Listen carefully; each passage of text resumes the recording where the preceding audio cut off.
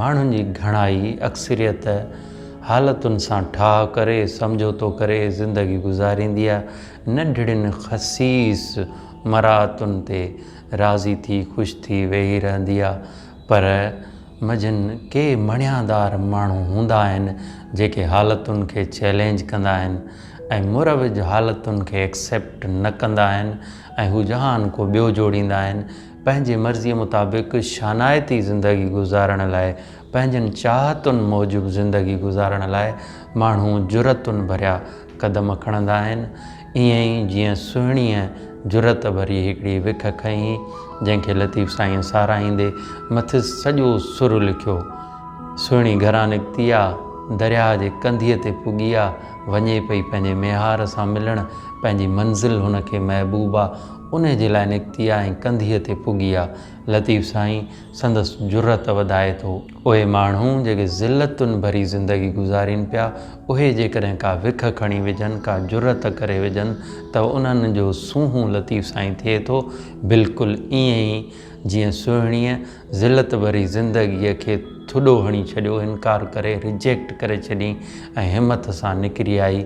इते लतीफ़ साईं संदसि हिमत वेतर वधाए थो ऐं चवेसि थो त घिड़िया से चढ़िया ईअं अथई, मये मते महिराण में पव टपो ॾेई, जेतोणीकि दरियाह मतल आहे, सावणीअ में आहे, पंहिंजे जोश ऐं जुंबश में आहे, पंहिंजे भरपूर फूह जवानीअ ते आहे।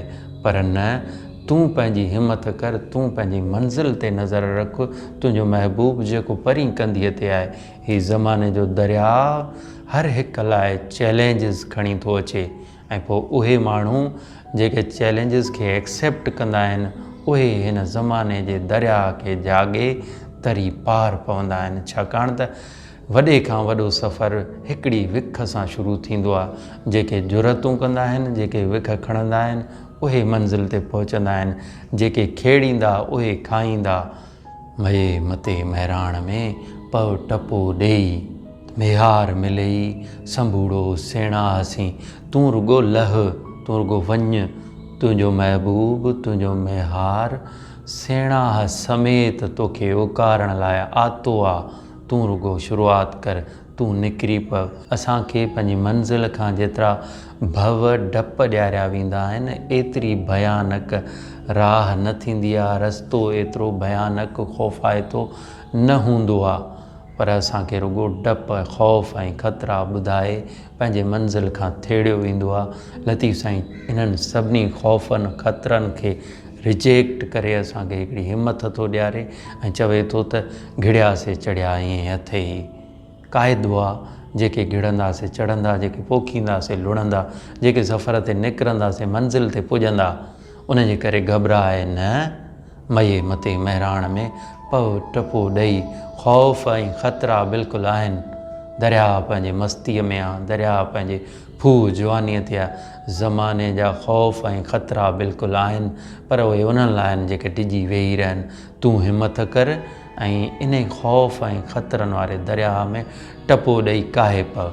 मेहार मिलई संभूड़ो सेणा हसीं, हू जेको तुंहिंजो महबूब आहे, हू जेको तुंहिंजो मेहार आहे, उहो सेणा समेत तोखे उकारण लाइ, तोखे मंज़िल ते पुॼाइण जे लाइ आतो आहे। रुगो तूं शुरूआति कर, निकिरी पव, पहिरीं विख खण।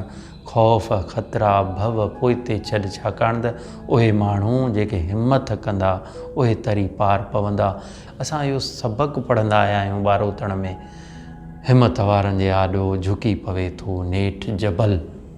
जबल बि जेकॾहिं हिमत कबी त झुकी पवंदो।